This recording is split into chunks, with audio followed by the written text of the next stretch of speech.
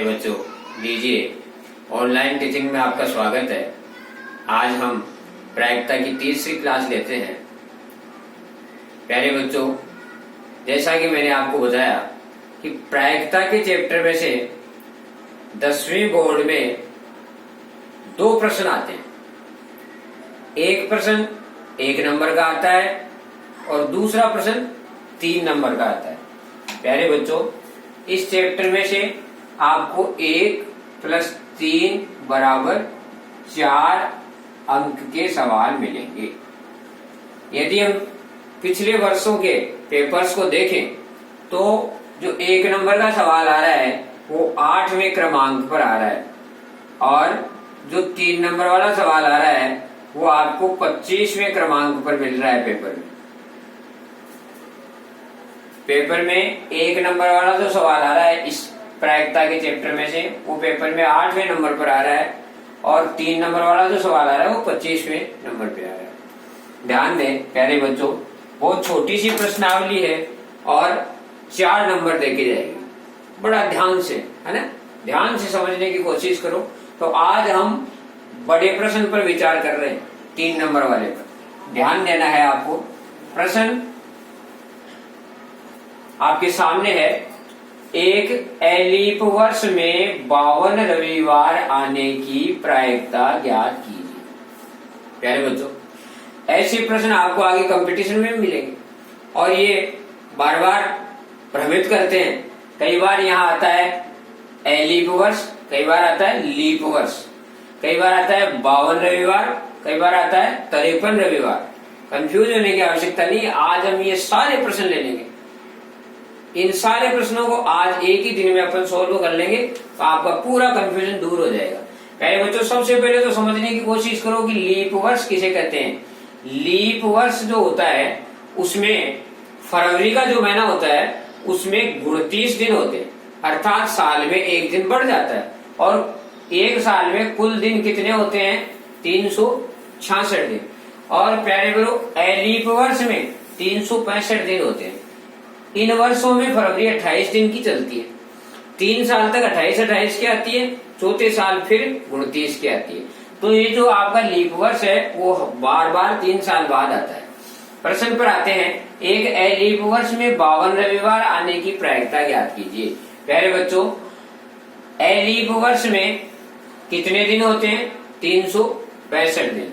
तो हम उत्तर लिखेंगे, एक लीप वर्ष में 365 दिन होते हैं। प्यारे बच्चों, एक सप्ताह में 7 दिन होते हैं। यदि हम इसमें 7 का भाग देंगे तो 52 बार तो पूरा पूरा चला जाएगा, यानी 52 तो हो जाएंगे सप्ताह और 1 दिन शेष रहेगा।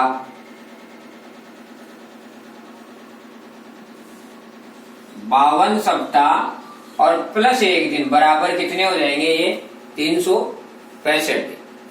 प्यारे बच्चों, हमें क्या चाहिए? 52 रविवार चाहिए। तो 52 रविवार तो 52 सप्ताह में आ ही गए। अब ये जो 1 दिन शेष रहा, इस 1 दिन में सप्ताह के 7 वारों में से कोई सा भी वार आ सकता है। इसलिए प्यारे बच्चों, इस शेष 1 दिन में, शेष 1 दिन में आने वाले वार की संभावनाएं,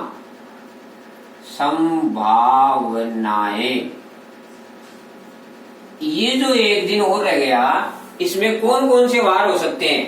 प्यारे बच्चों, इसमें सोमवार भी हो सकता है, इसमें मंगलवार भी हो सकता है, इसमें बुधवार भी हो सकता है, इसमें बृहस्पतिवार भी हो सकता है, इसमें शुक्रवार भी हो सकता है, शनिवार भी हो सकता है और आपका रविवार भी हो सकता है। क्योंकि इस 1 दिन में कितने में से वार हो सकते हैं? तो आप देख लीजिए कि 7 संभावनाएं बनती हैं। यानी हम कह सकते हैं कि कुल संभव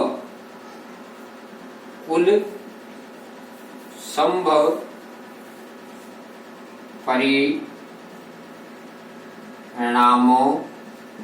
की संख्या बराबर हो गई 7। कुल संभव परिणामों की संख्या 7 हो गई। प्यारे बच्चों, हमें चाहिए 52 रविवार। 52 रविवार चाहिए तो हमारे लिए अनुकूल स्थिति ये है कि ये जो एक दिन है उस दिन रविवार हो ही नहीं। उस दिन रविवार नहीं होगा तो 52 के 52 ही रह जाएंगे। अब रविवार नहीं होगा तो इसका मतलब इनमें से 6 स्थितियां ऐसी हैं 7 में से कि अगर ये वार आ जाए तो रविवार बढ़ेगा नहीं, 52 के 52 ही रह जाएंगे। इसलिए अनुकूल स्थितियां कितनी हो गई? 52 रविवार।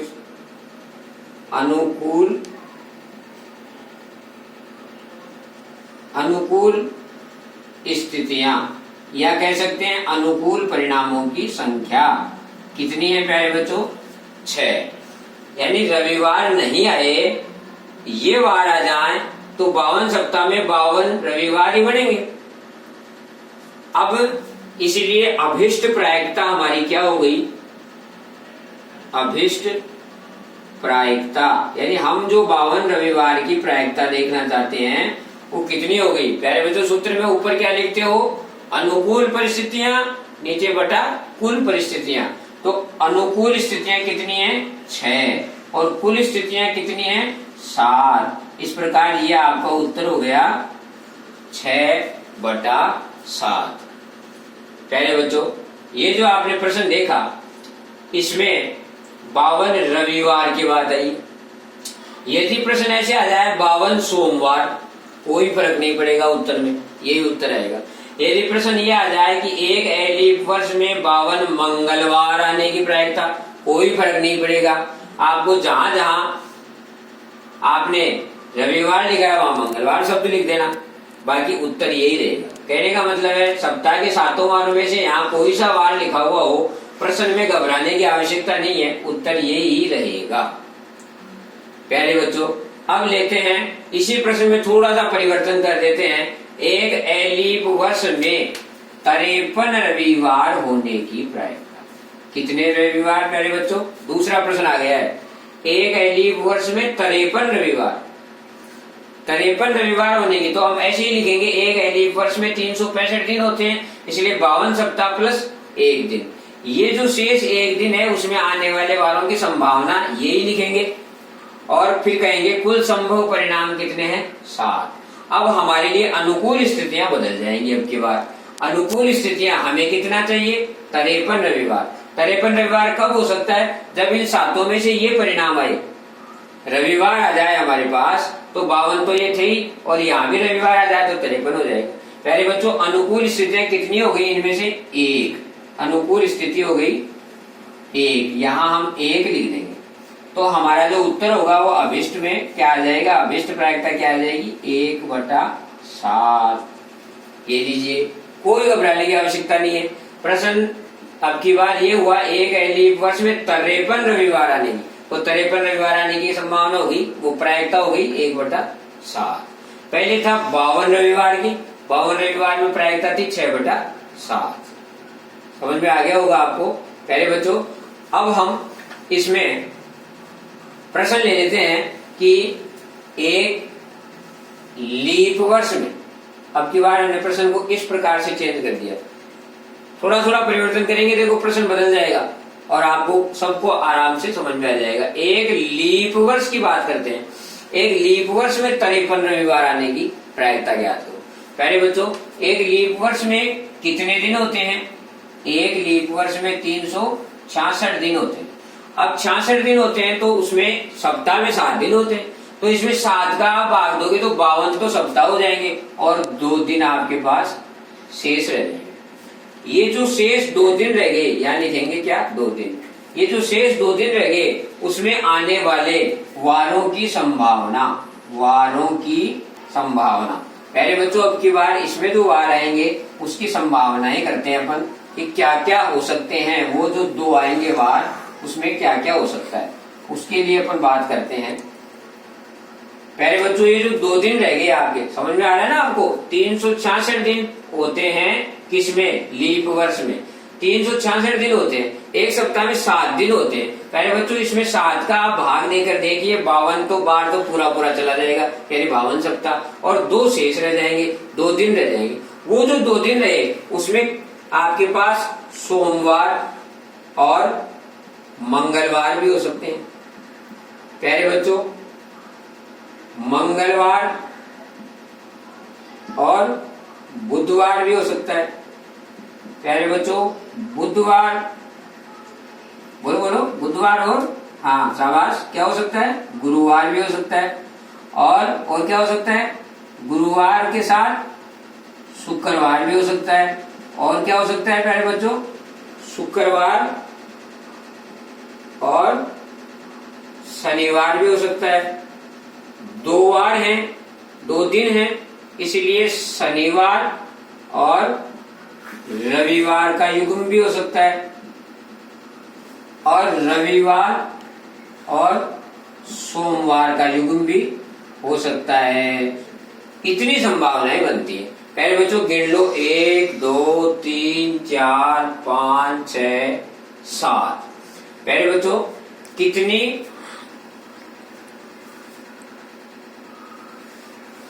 संभव परिणाम आपके सामने आ गए? कुल संभव परिणाम, कुल संभव परिणाम या परिणामों की संख्या, परिणामों की संख्या। शाबाश, कितने हुए प्यारे बच्चों? गिन लो वापस, 1 2 3 4 5 6 7, 7 हुए। अनुकूल परिणामों की संख्या, अनुकूल परिणामों की संख्या। पहले बच्चों अनुकूल परिणाम घटना के अनुसार देखे जाते हैं। हमें क्या चाहिए? 53 रविवार चाहिए। 53 रविवार, 52 तो सप्ताह के साथ हो ही गए। अब रविवार को देखो कहाँ मिलता है अपने को। एक रविवार तो देखो यहाँ मिल रहा है, इस युग में मिल रहा है, और एक इसमें मिल रहा है। यानी अनुकूल परिस्थितियां कितनी हुई? 2। 7 में से 2 अनुकूल परिस्थितियां आ रही हैं हमारी, इसलिए 2 हो गया।